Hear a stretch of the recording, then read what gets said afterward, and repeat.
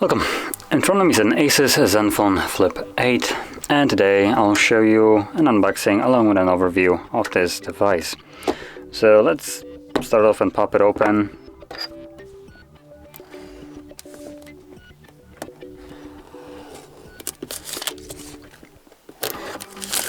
There we go.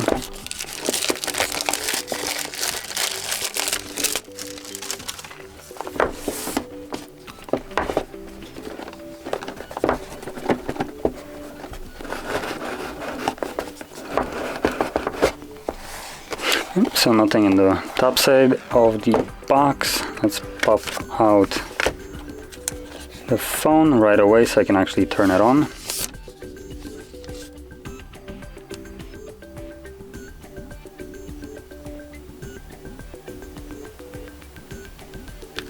There we go.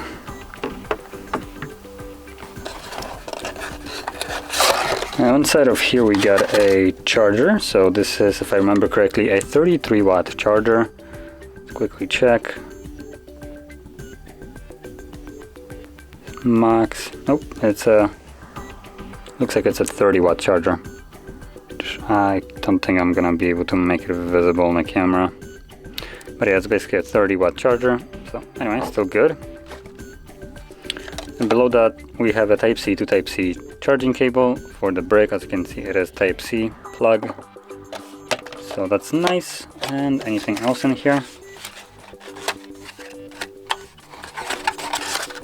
Nope, nothing in here. So that's all we get in the box. Just a charger, cable, and I believe also a case in here. Just pop it open. Yep, there is a case. And paperwork, I'm not gonna bother taking that out. I don't care about the instructions. So there's the plastic case here that we get with it.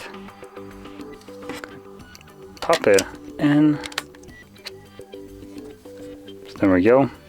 Now it does have this little latch here to actually lock the camera, which is a fairly interesting design to stop the camera from like flipping up when it's,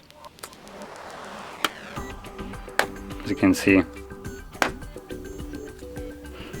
So anyway, let's quickly go through the setup right here.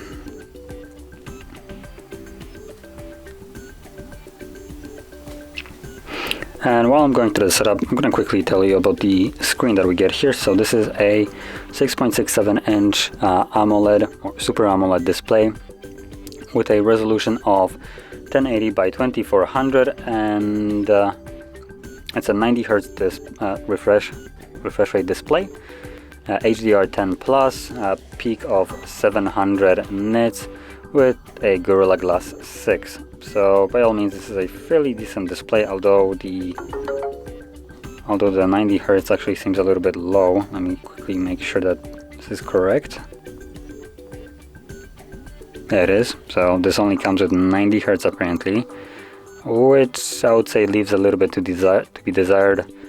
Would rather prefer to see 120 than 90. But anyway, it's still decent. Now it comes with Android 11. One thing that I'll mention about the Android, the reason why I'm mentioning that it comes with Android 11, it will have an update to Android 12, and you can even go right now and get the beta version of the Android 12 and install it on this device without any problem.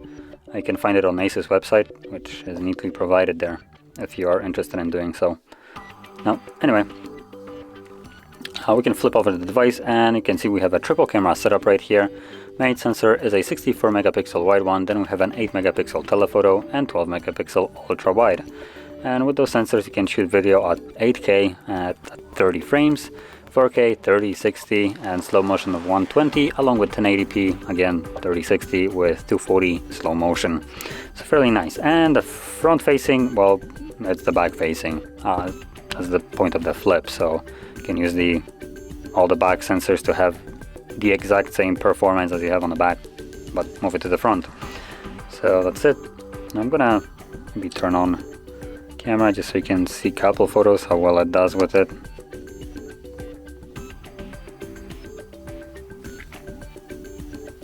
There we go. So this is going to be, I believe, a normal wide shot. Let's just make sure that it is.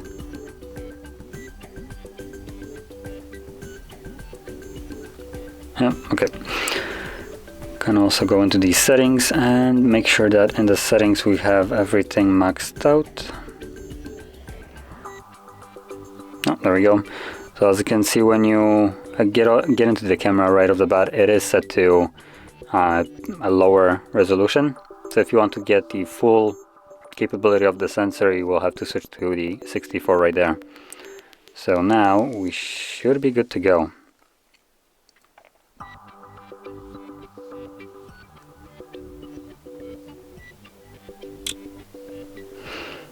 So there is the normal shot, although it looks like by switching it to 64 we lose the ability to switch between things like, just make sure, yep, always lose the different switches right here for zoom and the ultra wide switch for some reason. And then this is 3 times zoom, normal, and ultra wide. So let's also take an ultra wide photo right here. And let's go check it out, how it came out.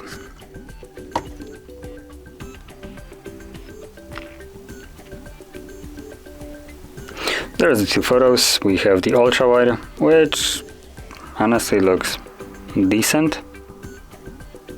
In a way better than I expected, to be perfectly honest.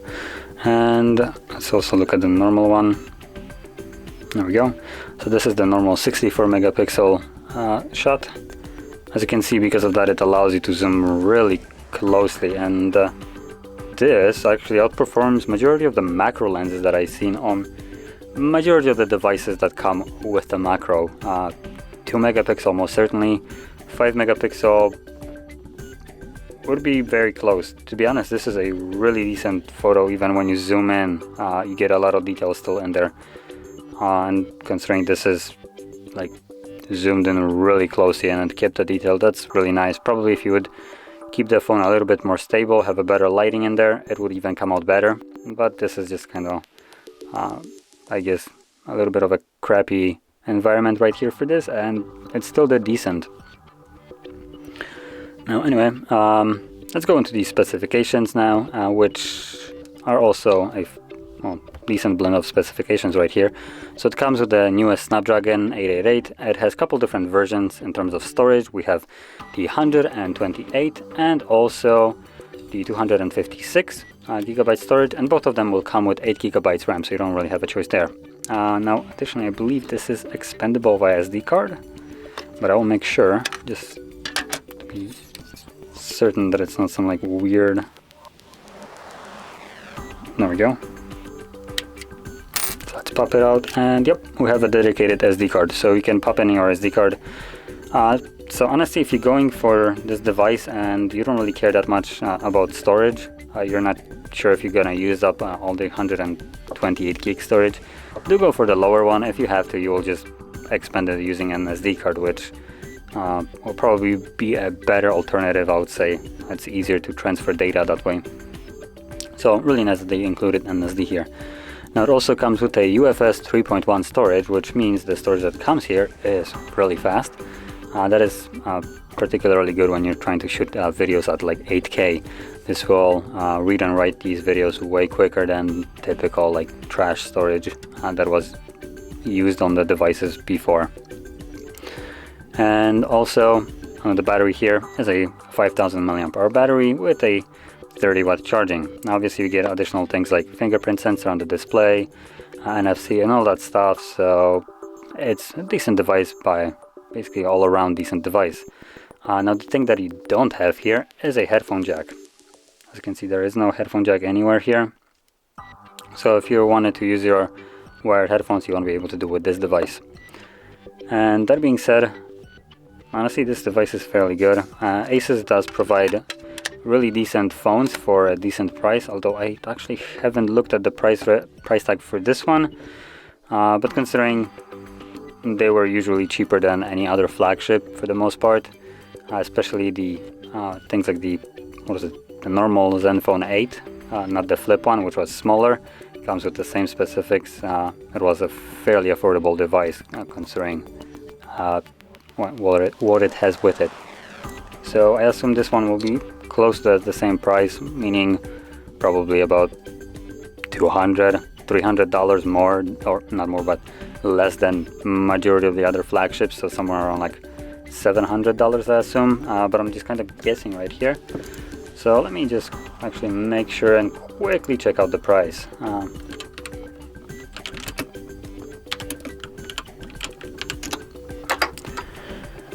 So it costs about $800. Now I'm looking at a different currency, so I'm just converting it, but yeah, it comes to be like I said, 700, 800 depending on where you buy it. And honestly, for that price, it's an outstanding device. It comes below any other price range of phone that offers these things. And now it does have a little bit of a drawback. The cameras here aren't the greatest. There are most certainly better phones that have better cameras because of that, but they also cost more. So if you want cameras, then probably things like Samsung is a go-to phone for you. And yeah, Samsung will be obviously more expensive than this, but also have better cameras. Now, that being said, if you found this video helpful, don't forget to hit like, subscribe, and thanks for watching.